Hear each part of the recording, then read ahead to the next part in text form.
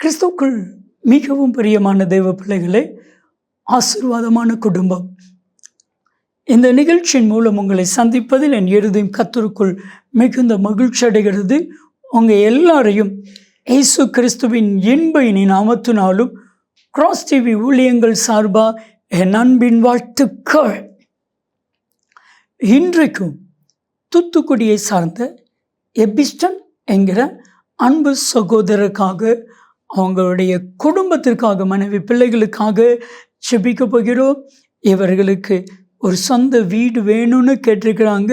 அது மாத்திரமல்ல, அன்பு சகோதரர் எபிசன் அவர்களுடைய வாழ்க்கை பரிசுத்தமாய் மாற வேண்டும், ரட்சிக்கப்பட வேண்டும், அபிஷேகத்தை பெற வேண்டும், நல்ல ஒரு வாழ்க்கை வாழ வேண்டும் என்று கேட்டிருக்கிறாங்க.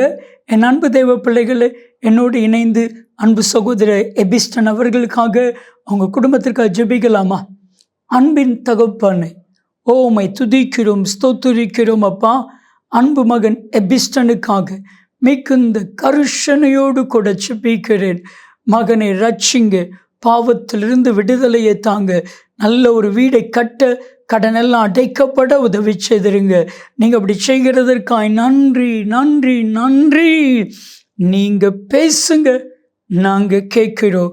இயேசு கிறிஸ்துவின் நாமத்தில் ஜெபிக்கிறோம் ஜீவனுள்ள பிதாவே, ஆமென் ஆமென். கிறிஸ்துவுக்குள் மிகவும் பிரியமான தெய்வ பிள்ளைகளே, ஆசீர்வாதமான குடும்பம். இந்த நிகழ்ச்சிக்காக ஆண்டவருடைய பாதத்தில் காத்திருந்த பொழுது கர்த்தர் சொன்ன கர்த்தருடைய வார்த்தை, பொறுமை அதுவே உனக்கு மேன்மை. பொறுமையே உன் மேன்மை. என் அன்பு தெய்வ பிள்ளைகளே, இன்னைக்கு கர்த்தவங்க ஒவ்வொருவரையும் பார்த்து பொறுமையாக இருக்க சொல்கிறாரு,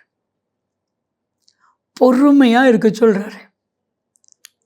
பிரசங்கி 7:10 வாசிக்கும் பொழுது, பிரசங்கி எல்லாவது விதத்திலும் ஞானவான்.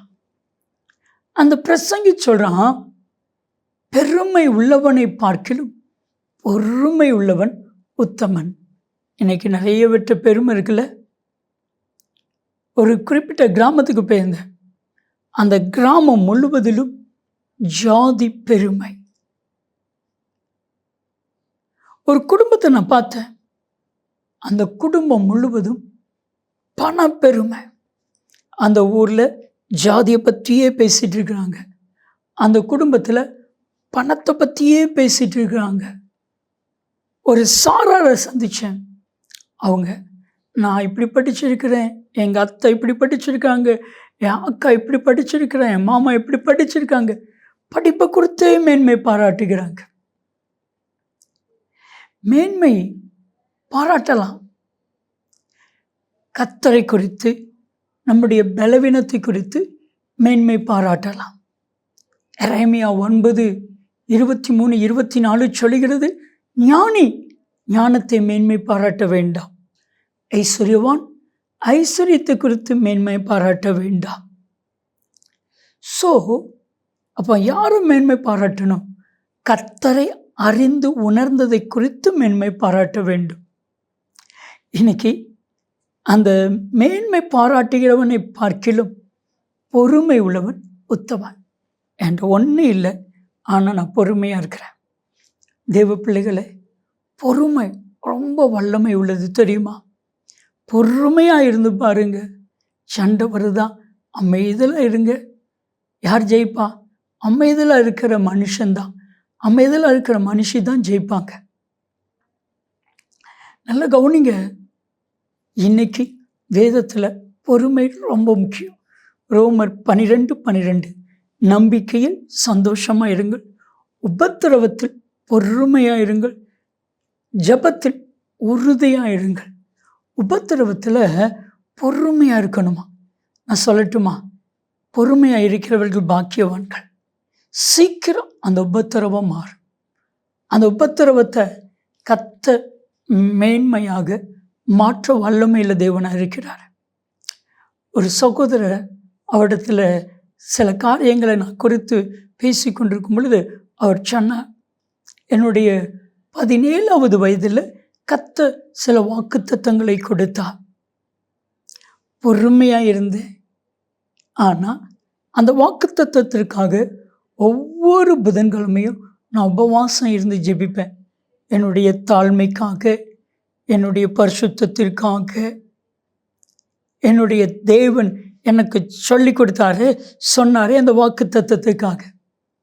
சொன்னால் என்னுடைய 27வது வயதில் ஆண்டவர் சொன்னதை போல என்னை மேன்மைப்படுத்தினார், என்னை ஆசீர்வதித்தார், என்னை உயர்த்தினார். என் அன்பு தெய்வ பிள்ளைகளே, அப்போ அந்த 10 வருஷம் பொறுமையோடு இருந்தேன். நீங்கள் யோசிப்பு வாஸ்து பாருங்க, சங்கீதம் 105:19 வாஸ்து பாருங்க.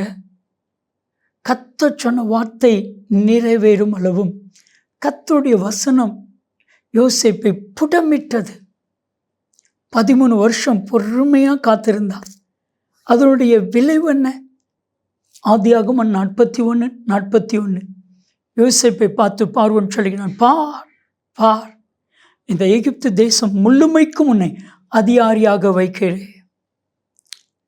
ஒரு பெரிய ஆசீர்வாதம் வரப்போகுது, அதுக்கு பொறுமையாக இருக்கணும். அப்போஸ்தலனாகிய பவுல் ரோம திருச்சபைக்கு எழுதும் பொழுது ஆபிரகாமுடைய விசுவாசம், ஆபிரகாமுடைய பொறுமை, இதெல்லாம் குறித்து எழுதிட்டு வரும் பொழுது ரோமர் 4:24-25 வசனத்தில், காண்கிறதை நம்புகிறது நம்பிக்கை அல்ல, காணாததை நம்புவோமாகில் அது வரும் வரைக்கும் பொறுமையோடு காத்திருப்போம். அந்த நம்பிக்கையினால் தான் ரட்சிக்கப்பட்டிருக்கிறோம். காண்கிறதை நம்புகிறது நம்பிக்கை அல்ல, காணாததை நம்பணும். கர்த்தர் உங்களுக்கு கொடுத்துருக்கார்ல ஒரு வாக்குத்தத்தம், அது நிறைவேறும் அப்படின்னு விசுவாசிக்கணும், பொறுமையாக காத்திருக்கணும். அப்படி காத்திருந்தா நீங்கள் பாக்கியவான்கள், பாக்கியவதிகள். யாக்கோப்பு 5:11 நீங்கள் வாசித்து பாருங்க. பொறுமையுள்ளவர்களை பாக்கியவான்கள் என்று அழைக்கிறோமே, யோபுனுடைய பொறுமையை குறித்து கேள்விப்பட்டீர்களே, யோபுனுடைய முடிவையும் கண்டீர்களே. பொறுமையாக இருந்தால் யோபு 42:10 யோபுனுடைய முன்னிலைமையை காட்டிலும் பின்னிலைமையை 2 மடங்கு கர்த்தர் ஆசீர்வதித்தான். அதற்கு காரணம் யோபு பொறுமையாக இருந்தான்.